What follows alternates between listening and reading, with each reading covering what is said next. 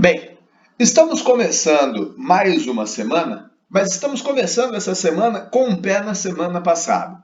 Semana passada, eu pedi que vocês automatizassem a geração de sentenças do tipo delete e update.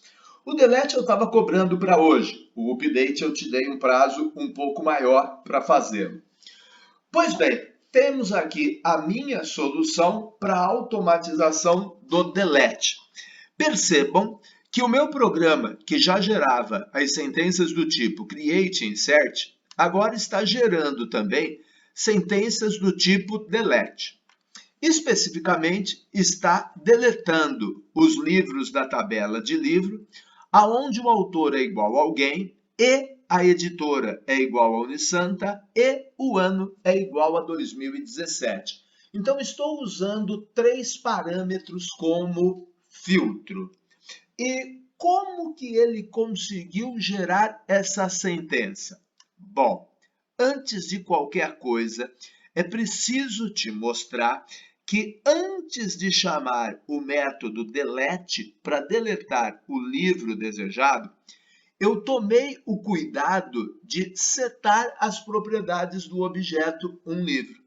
E detalhe, as propriedades com as quais eu queria compor o filtro, digo, autor, editora e ano, eu setei. As outras que eu não vou usar nesse momento, eu deixei em nulo. E, gente, isso é essencial para que o método saiba quais propriedades devem compor o meu filtro. Aliás, essa ideia não saiu originalmente da cabeça do Maurício. Eu estou copiando o processo do delete do BD4O, de um banco de dados orientado objeto que nós estudamos ainda no primeiro semestre. Então, estou fazendo a implementação do meu delete tal qual o BD4O fazia a implementação do seu delete. Bom, tendo isso posto, agora chegou a hora da gente acompanhar como que, logicamente, eu construí o delete. Então, vamos lá para a DAO do nosso projeto para verificar a construção do delete. Estamos aqui na DAO do projeto, aonde eu escrevi o método delete. Tal qual os outros métodos, ele recebe um objeto genérico como argumento. Na sequência, eu capturo todas as suas propriedades e armazeno dentro do array f, e aí começo a montar a sentença delete e vou até o where. E para chegar lá foi fácil, foi só fazer uma série de concatenações. Pois bem, na sequência, eu tenho várias propriedades. Algumas podem ser usadas como filtro, outras não. A que tiverem nulo não entrarão na composição do where. A que tiverem um valor diferente de nulo entrarão. Então, por isso que eu tenho aqui um for que vai se repetir tantas vezes quanto for a quantidade de propriedades, uma vez que eu vou ter que testar cada uma delas. Aliás, perceba que aqui embaixo eu faço exatamente esse teste. Eu verifico se a propriedade é igual a nulo ou não. Mas antes da gente chegar lá, eu quero que você perceba que, tal qual no exercício do select, eu gerei o nome do método. Então, no caso do objeto ser livre, eu estou fazendo get com a primeira propriedade, título. Depois, na segunda iteração do for, eu vou fazer get com a segunda propriedade, que é autor. E como a inicial tem que ser maiúscula, no delete eu resolvi fazer diferente. Ao invés de proceder como estávamos procedendo até o presente momento, eu resolvi usar um método pronto para fazer isso, o método capitalize, que fica dentro do package string utils. Porém, para que esse método funcione, para que eu possa usar o package string utils, obrigatoriamente eu tenho que fazer esse import meio grande aqui, ok? Bom, uma vez tendo gerado o nome do método, está na hora de capturar esse método dentro da classe e invocá-lo. E quando invocá-lo, o resultado será armazenado dentro de AUX2. E esse resultado ou será nulo ou não será nulo. Então, olha só, eu estou perguntando aqui com um NOT se o resultado vai ser diferente de nala, se o resultado vai ser diferente de nulo. Se for diferente de nulo, essa propriedade deve entrar na composição do where. Porém, a gente tem que perceber o seguinte, cada elemento do meu where é precedido de um end, exceto o primeiro. Então, eu começo perguntando pelo flag, que eu inicializei aqui em cima como falso. A primeira vez que eu rodar, o flagzinho, ele será igual a falso. Ou seja, a primeira vez que eu perguntar pelo flag, ele vai ser igual a falso. Ou seja, eu vou tornar o flag igual a true. A partir do momento, sempre que eu fizer isso, a partir do momento que o flag virar true, sempre que eu entrar nesse if, eu vou acrescentar um end. Ou seja, no segundo, no terceiro, no quarto, eu vou preceder de um end.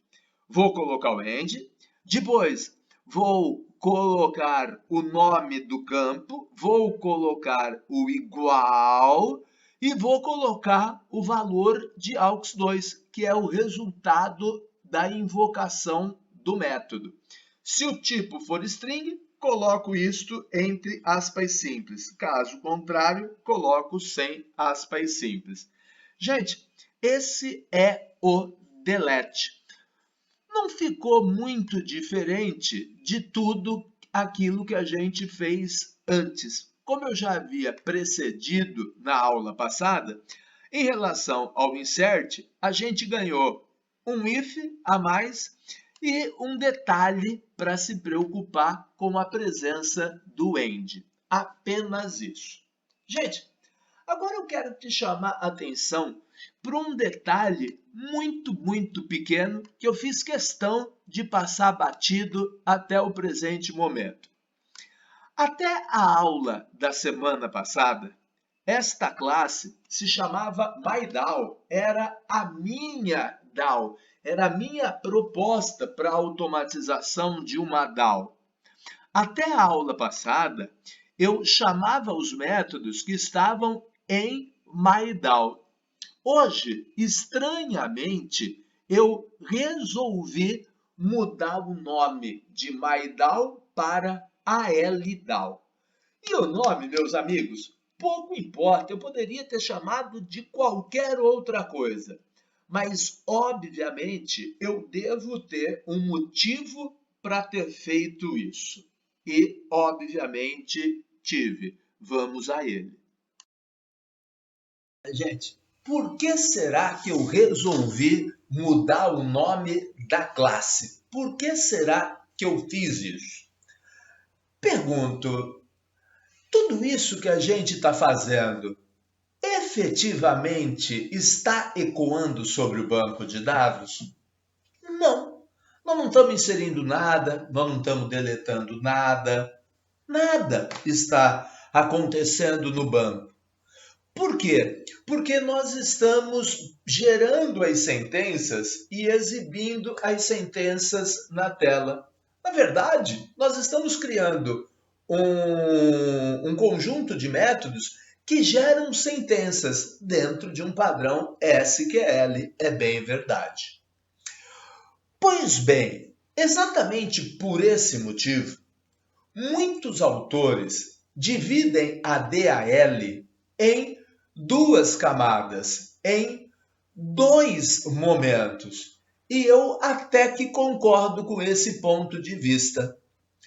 Essa DAO que a gente está fazendo, que na verdade não executa nada, que não tem eco nenhum sobre o banco de dados, é apenas uma DAO que está preparando a sentença que oportunamente deverá ser executada. Então, para muitos autores, esta é a DAO lógica. E depois vão existir métodos que efetivamente executarão essa rotina. Serão, portanto, a nossa DAO física.